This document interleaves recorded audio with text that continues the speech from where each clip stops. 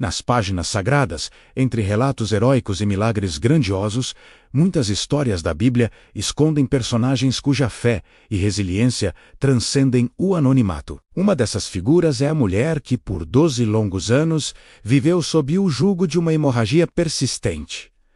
O nome dela nunca nos foi revelado, e esse silêncio, paradoxalmente, torna sua história universal. Ela não é um mito distante, mas uma pessoa real, marcada pela fragilidade da carne e pela dureza da vida. Imagine só o que era viver com um sangramento constante. Uma aflição que rouba não apenas a vitalidade física, mas também a vida social e espiritual. Naquela época, as leis de pureza ritual eram extremamente rígidas. Sua condição a tornava impura.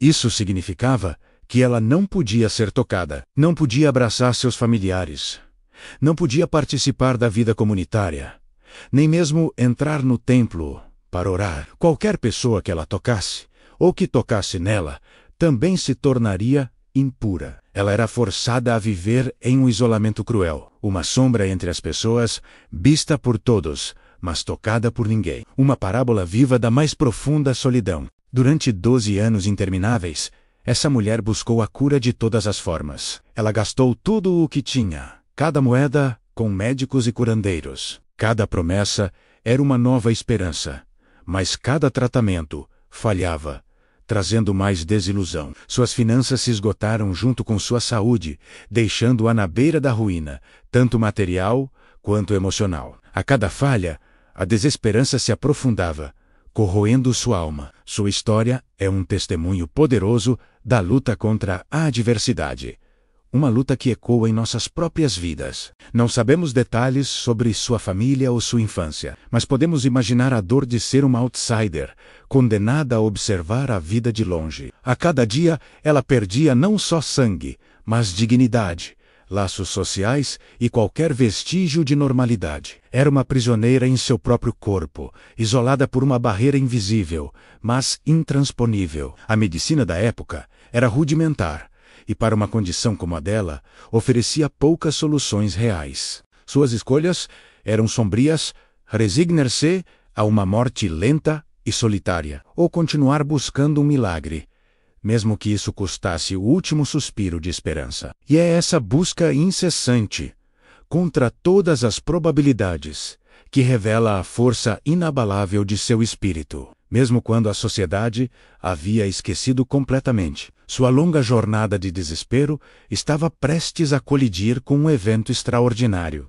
Um encontro que mudaria sua vida para sempre. Para entender a profundidade do sofrimento dessa mulher, precisamos mergulhar no contexto social e religioso do primeiro século em Israel. A sociedade judaica era profundamente moldada pelas leis mosaicas, que estabeleciam regras detalhadas sobre pureza e impureza. Uma hemorragia contínua, como descrito no livro de Levítico capítulo 15, tornava uma pessoa cronicamente impura. Isso não era apenas uma questão de higiene, era uma condição que a marginalizava de forma severa.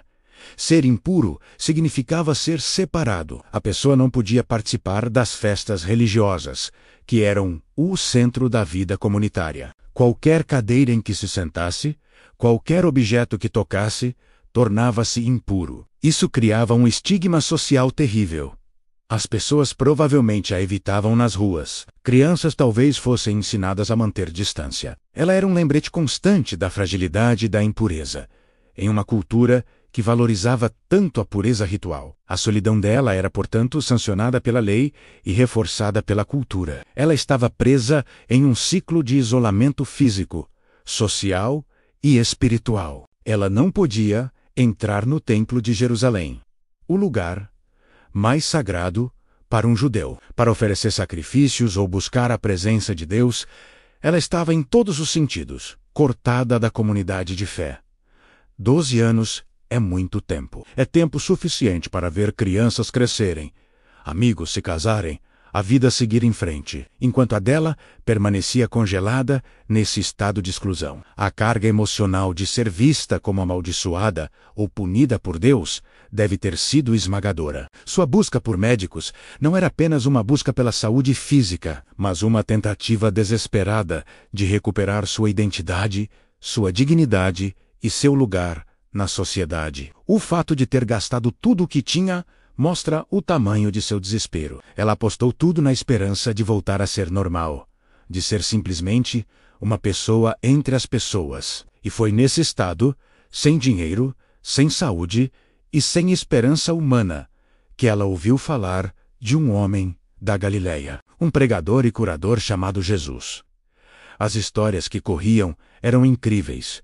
Cegos viam, paralíticos andavam, e até os marginalizados eram acolhidos por ele para uma mulher que havia perdido tudo. Essa notícia deve ter soado como a última e mais tênue melodia de esperança.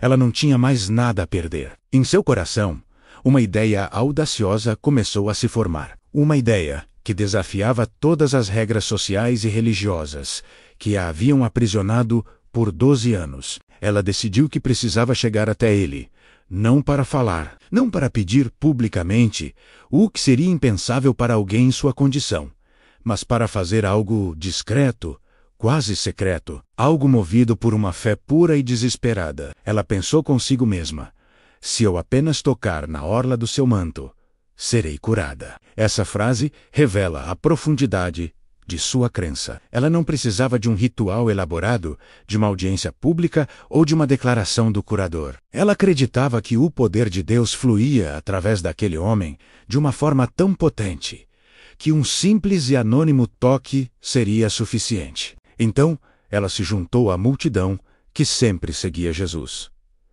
Imagine a cena.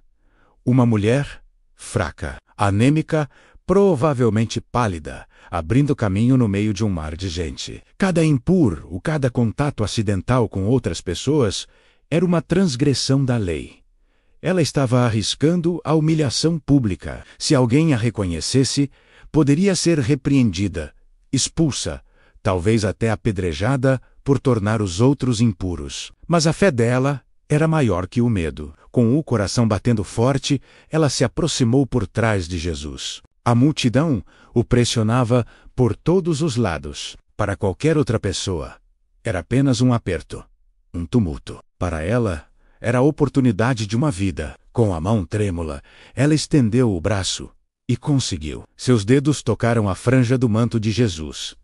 No mesmo instante, algo extraordinário aconteceu. Ela sentiu em seu corpo que a hemorragia havia parado. 12 anos de sofrimento contínuo, de dor, de isolamento, terminaram em um único segundo. A fonte do seu sangramento secou, e ela soube, com uma certeza absoluta, que estava curada. Ela provavelmente tentou se retirar discretamente, com o coração cheio de alívio e gratidão. O milagre anônimo que ela tanto desejava havia acontecido.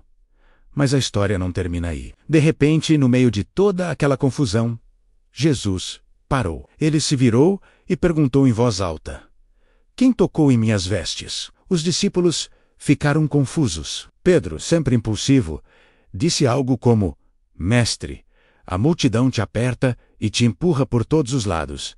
E ainda perguntas: quem me tocou?" Para eles, a pergunta não fazia sentido. Mas Jesus sabia que aquele não tinha sido um toque acidental. Ele insistiu, olhando ao redor. "Eu sei que poder saiu de mim", disse ele. Ele sentiu a fé dela. Ele sentiu a cura que havia fluído dele. A mulher, percebendo que não podia mais se esconder, ficou apavorada. Ela estava tremendo.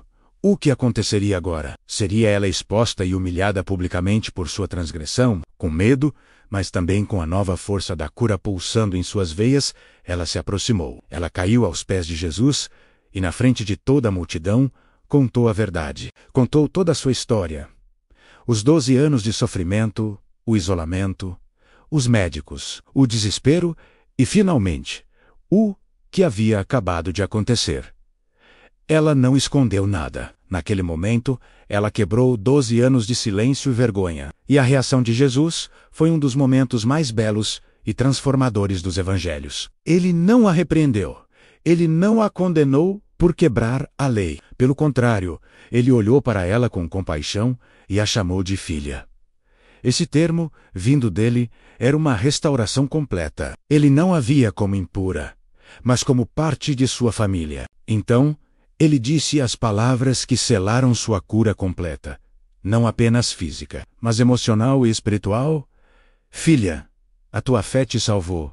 Vá em paz e fica livre do teu mal. Com essa declaração pública, Jesus fez muito mais do que confirmar a cura. Ele restaurou a dignidade dela diante de toda a comunidade. Ele declarou, para que todos ouvissem, que ela não era mais impura. Ela estava livre. Livre para ser tocada, para abraçar, para voltar para sua família e para participar plenamente da vida. Ele a transformou de uma outsider em um testemunho vivo do poder da fé e da graça de Deus. A história da mulher hemorrágica é muito mais do que um relato de cura física. É uma poderosa lição sobre fé, perseverança e a natureza inclusiva do amor de Deus.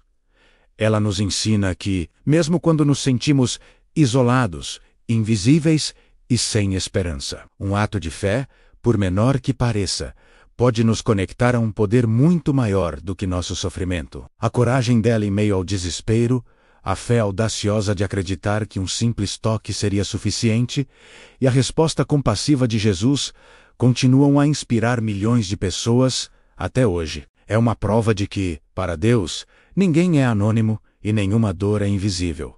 Obrigado por assistir. Se esta história tocou você, deixe seu like. Compartilhe com alguém que precise ouvir essa mensagem de esperança e não se esqueça de se inscrever no canal para mais histórias que transformam. Até a próxima.